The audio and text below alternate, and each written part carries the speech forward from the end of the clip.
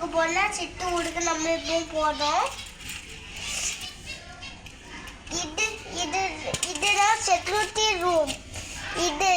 இதுதான் கால் செட்டு. இது வந்து ஆஃபீஸ். இது வந்து கிச்சன்.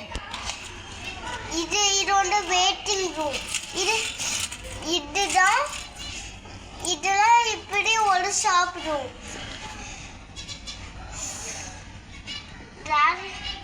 டேருக்கெல்லாம்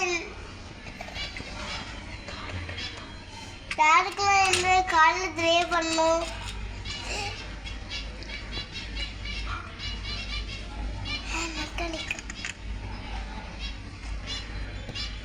எங்களுக்கு பிரேக்கில் அதனால நாங்கள் பிரேக்கை சரியாக்கோம். ஓகே,